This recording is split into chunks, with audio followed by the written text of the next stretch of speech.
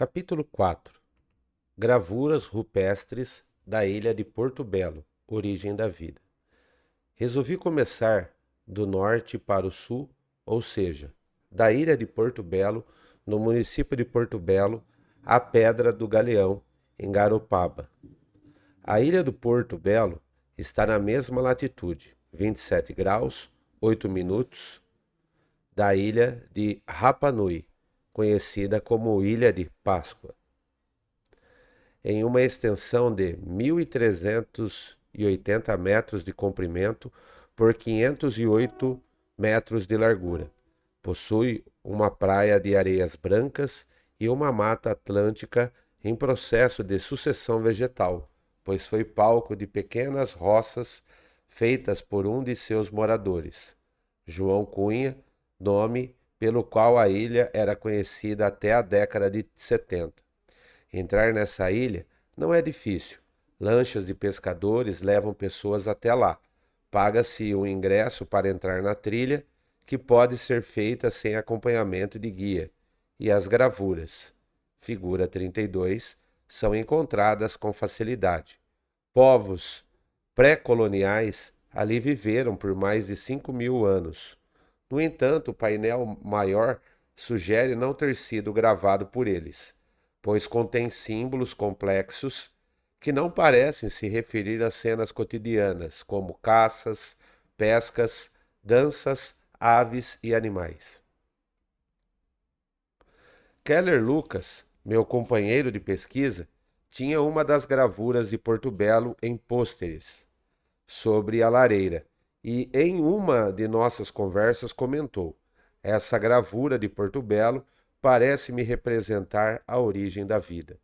Veja estas linhas representando as energias, os quadrados representando a matéria e a máscara representando a vida.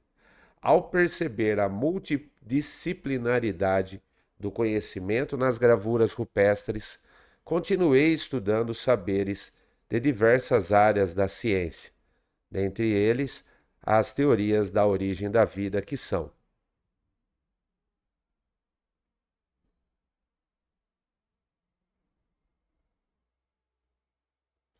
figura 32 das gravuras, Ilha de Porto Belo, Porto Belo, Santa Catarina.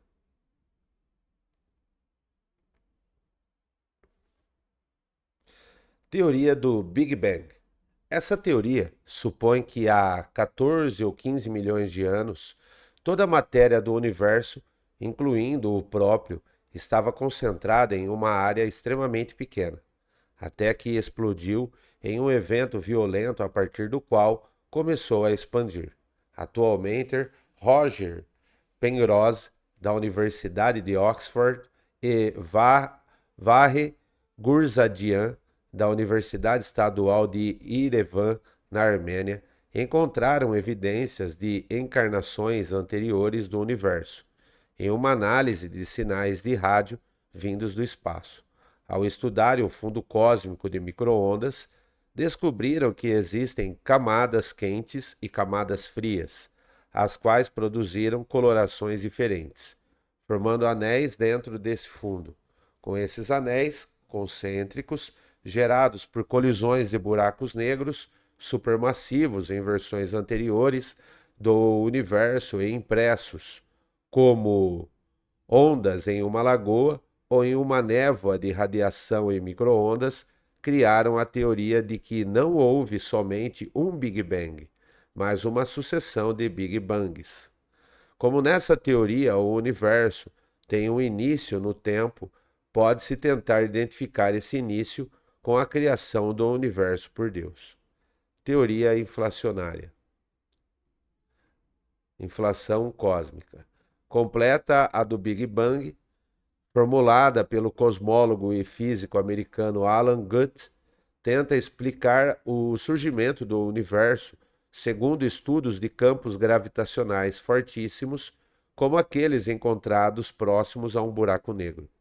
Essa teoria pressupõe que uma única força foi dividida em 4 forças da gravidade: eletromagnética, nuclear forte e nuclear fraca. O impulso iniciou e durou um tempo praticamente nulo, mas foi tão violento que, apesar da força da gravidade retardar as galáxias, o universo continua em crescimento. Teoria do universo estacionário. Essa teoria se opõe à tese de um universo em evolução. O defensor dessa ideia foi o astrônomo inglês Edward Milne, cujos dados, coletados pela observação de um objeto localizado a milhões de anos-luz de distância, devem ser idênticos aos obtidos ao se observar a Via Láctea, a partir da mesma distância. Seus defensores acreditam que o universo seja uma entidade sem começo, pois não iniciou com uma grande explosão e sem fim, porque não entrará em colapso. Em outras palavras, a matéria interestelar sempre existiu e a aparência geral do universo não é apenas idêntica no espaço, mas também no tempo. Essa teoria admite que as galáxias estejam se afastando uma das outras e interpreta de modo diferente esse distanciamento. Se o número de galáxias for constante, é claro que esse aumento de distância indicará que no futuro a densidade média do universo será menor, então no passado era maior. Por outro lado, essa mesma teoria supõe justamente que o número de galáxias do universo não é constante. À medida que elas se afastam umas das outras, ocorre a criação de matéria no espaço entre as mesmas. Essa criação de matéria é muito lenta, mas contínua. Então, aos poucos, acumula uma massa de gás no começo. Depois que esse gás aumenta, ocorre a formação de novas galáxias e estrelas, e assim sucessivamente. Como nessa teoria não houve um início para o universo, este é eterno. Sempre foi como é, a possibilidade da criação por Deus ficaria em conflito. Teoria do universo oscilante. Essa teoria se aplica na do Big Bang e pressupõe a existência de ciclos. Foi desenvolvida na forma de equações por Alexander Friedman em 1922 e em 1934 foi ampliada pelo físico Richard Tolman. Os pesquisadores dessa teoria apontam que o universo, com a passagem do tempo, tende a se estreitar.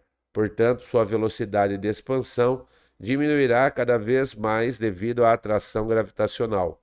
Um dia, o cosmos encolherá de tal forma que entrará em colapso, fenômeno conhecido nos meios científicos como Big Crunch, e se constituirá novamente em um ovo cósmico. Contudo, os cientistas dessa teoria não explicam a origem do ovo primordial. Teoria das cordas. O estudo dessa teoria foi iniciado na década de 1960, com a participação de vários físicos. Propõe unificar toda a física e unir a teoria da relatividade e a quântica em uma única estrutura matemática.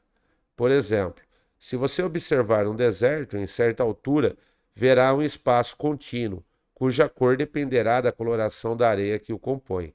Mas se você chegar perto, verá que é formado por minúsculos grãos de areia, que por sua vez são constituídos por partículas ainda menores, invisíveis a olho nu, os átomos formados por elétrons, prótons e nêutrons. Os prótons e nêutrons formam-se de partículas elementares chamadas quarks, até aqui abrangente pela física convencional, formados por pequenos filamentos de energia semelhantes a pequenas cordas vibrantes, daí o nome dado à teoria. Essas cordas estariam vibrando em diferentes padrões, com frequências distintas, produzindo as diferentes partículas que compõem o nosso mundo. Teoria do criacionismo. É a teoria que explica a origem do universo, do planeta Terra e de todos os seres vivos que nele habitam a partir da ação de uma entidade divina.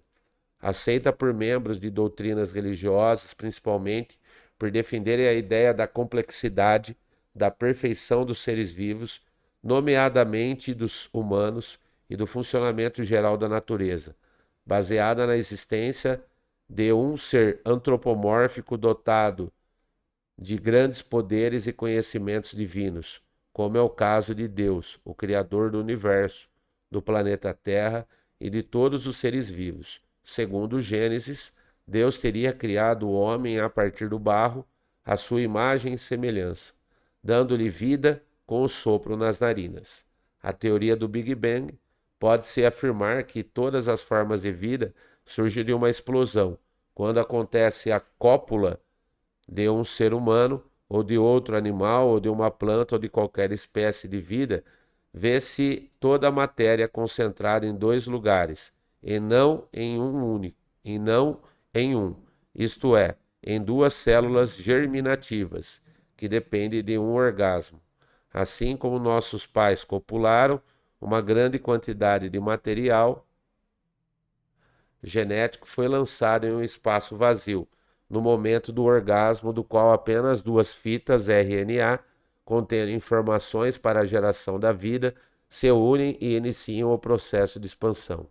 Desse modo, quando um inseto ou um beija-flor, por exemplo, tocam os gametas de uma flor, a planta sofre um orgasmo e o pólen a fecunda, em um instante qualquer.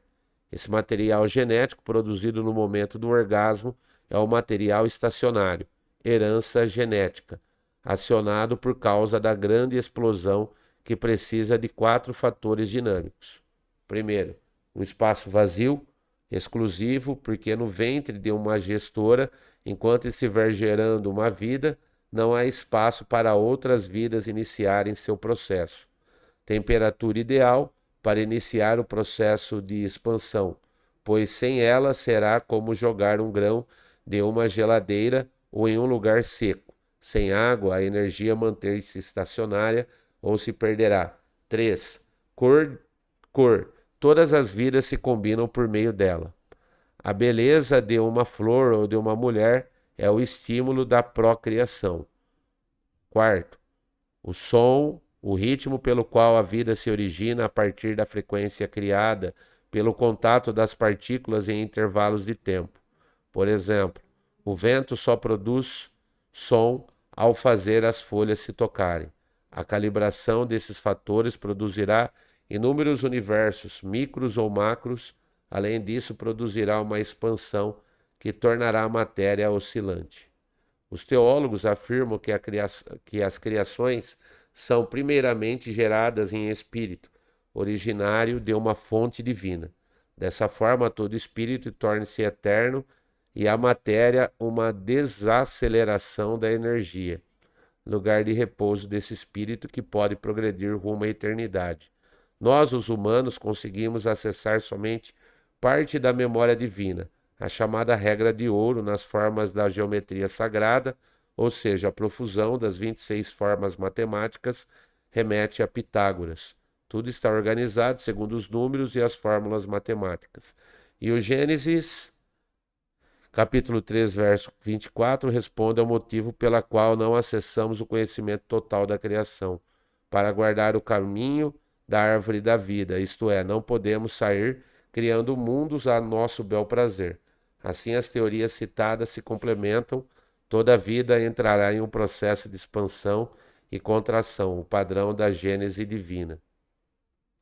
Não importa como as informações são registradas, nosso cérebro tem a capacidade de deduzir a mensagem por trás da imagem. Uma vez que tenhamos uma gama de informações registrada em nosso cérebro, nossa percepção inicia uma série de deduções que pode nos levar a interpretar o que vemos do ponto de vista pessoal. Portanto, a mesma imagem pode ser interpretada sobre vários pontos de vista, para que o que venho percebendo e interpretando não se perca no espaço e no tempo. Resolvi registrar nestas páginas para que outros, a partir daqui, possam fazer deduções. Parte do princípio de que a arte rupestre do litoral catarinense não registra o cotidiano de um povo, mas trata de uma informação para a humanidade. E quem registrou nas pedras a mensagem o fez em uma passada, pois se fosse o povo que viveu nesses locais por milhares de anos, não teria feito somente um painel com imagens tão atuais da ciência moderna, e sim várias gravuras em diversas pedras e muitos desenhos do dia a dia. Duas gravuras precisam ser analisadas antes de tratar a principal. Na primeira, figura 33, há quatro linhas paralelas que podem estar representando as quatro bases nitrogenadas, responsáveis pela formação do DNA, das quais outra linha, em forma de Y, se sugere ser a própria base nitrogenada ligada a dois losangos, que parecem estar passando por um processo de divisão mitótica. Esses são formados por três linhas concêntricas que podem representar as três camadas do útero: serosa, constituída por mesotélio e o tecido conjuntivo, miotélio, essa camada de músculo liso, e endométrio, ou camada ou mucosa uterina. No centro dos losangos temos os quadrados divididos em quatro partes. Talvez esse seja um detalhe pouco perceptível nesse momento, mas essa altura também é encontrada no painel maior. A segunda gravura, figura 34, ao lado dessa tem a forma de um útero, onde acontece o processo de divisão celular. No painel maior, figura 35, há algo que lembra a origem da vida, como postulada pelas teorias citadas, como vimos. Antes de uma explosão ou de um orgasmo, existe uma grande quantidade de energia em material genético disperso. No desenho, vemos esse material em forma de linhas dispersas. Ao lado dessas linhas, um círculo concêntrico em três que remete a uma fecundação. A partir dele, duas fitas parecidas como os RNAs. Abaixo das fitas, oito linhas onduladas ligadas às duas primeiras, que em genética pode ser interpretada com as quatro bases nitrogenadas nos RNAs: adenina, citosina, guanina e timina, quatro em uma fita e quatro em outra. Ao lado das oito linhas, dois quadrados divididos em quatro partes iguais, dando a entender que trata-se de uma multiplicação de células. Depois, dois losangos lembram ovários e uma linha com uma gota na ponta sugere ser um espermatozoide. Abaixo, algumas linhas em forma de X em perspectiva parece tratar de cromossomos. E ao lado um desenho chamado por mim de estrutura da vida que lembra as nervuras de uma folha ou, em outras palavras, a espinha dorsal dos seres vivos. Cada gravura inicia com a parte de outra gravura. O Y, em uma linha dessa gravura, por exemplo, partem da gravura anterior. O círculo concêntrico em três sugere uma célula embrionária. Abaixo dele estão as duas fitas de RNA. O círculo concêntrico em três aparecerá em várias gravuras e com informações diferentes dependendo do contexto. Nesse caso, lembra uma explosão, Big Bang. Abaixo do círculo, uma imagem lembra uma matéria desorganizada, uma ejaculação ou uma carga de material genético disperso. De todo o material genético liberado, uma fita de RNA masculino se combinará com uma fita de RNA feminino. Logo abaixo dos RNAs, encontram-se oito linhas onduladas representando as quatro bases nitrogenadas contidas em cada fita de RNA. Frotagem da primeira gravura, Ilha de Porto Belo, Santa Catarina.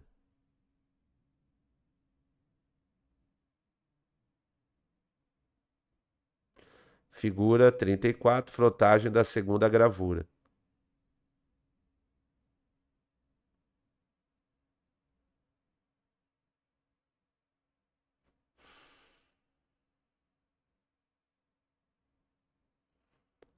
Célula embrionária, RNA feminino, RNA masculino. Base nitrogenada feminina, base nitrogenada masculina. Material genético disperso, ovário, espermatozoide, ovário, cromossomos, estrutura da vida, espinha dorsal, vetor comparativo da gravura do painel maior.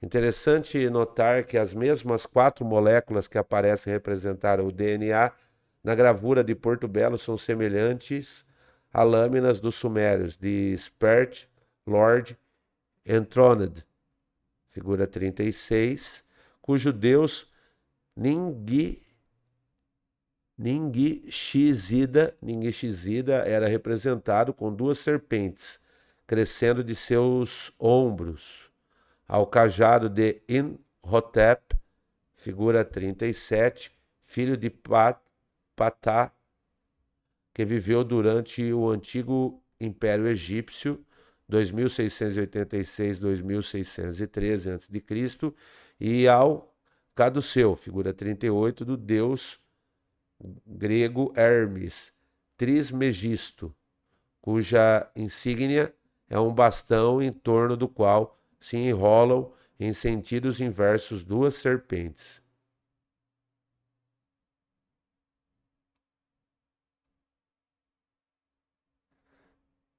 Figura 36, The Serpent Lord, Antoinette Campbell, 64. Figura 37, Imhotep e seu cajado. Figura 38, Caduceu, mitologia grega.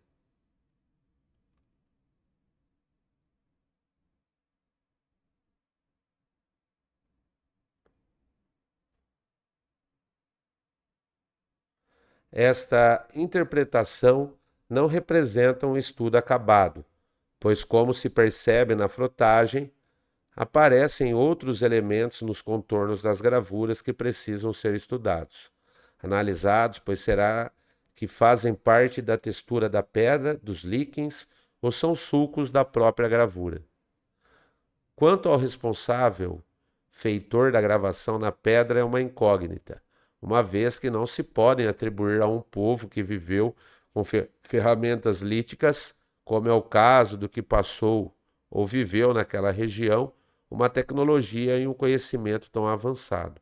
Para o estudo definitivo, são necessários limpar a pedra, suporte da gravura por meio de uma técnica bem simples, cobrir a gravura com bosta fresca de vaca ou outra bem sofisticada, como o laser, e ter uma equipe multidisciplinar pelo fato de cada área da ciência ser específica.